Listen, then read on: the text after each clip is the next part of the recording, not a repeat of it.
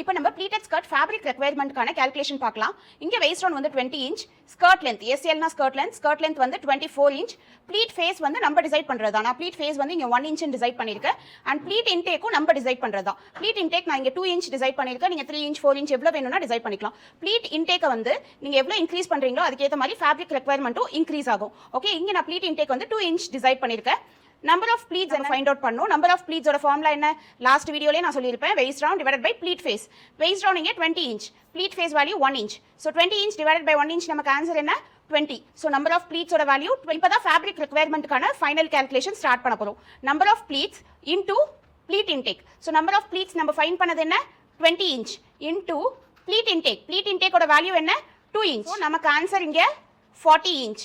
So இதை வந்து நம்ம ரிசல்ட்னு சொல்லுவோம். நெக்ஸ்ட் ஃபார்முலா பார்த்தீங்கன்னா result plus waist round. Okay, so result எங்க என்ன வந்தது? 40 inch plus waist round வந்து 20 inch. So final answer பாத்தீங்கன்னா 60 inch. So நமக்கு இந்த 60 inch தான் fabric requirement. So 60 inch நம்ம எப்படி மீட்டரா convert பண்றதுனா divide by 40 to convert into meter. ஏன் 40 ஆல டிவைட் பண்றோம்னா 1 meter is equal to 39.3 value வரும். ஸோ அதை ஓவரால் நம்ம 40 இன்ச்னு வேல்யூ எடுத்துக்கிறோம். ஸோ வாட் எவர் ஆன்சர் உங்களுக்கு கிடைக்குதோ அதை வந்து டிவைட் பை 40 பண்ணக்குள்ள உங்களுக்கு ஃபைனல் ஃபேப்ரிக் ரெக்யர்மெண்ட் வேல்யூ கிடைக்கும். ஸோ என்னோட ஃபேப்ரிக் ரெக்யர்மெண்ட் வந்து 1.5 மீட்டர்.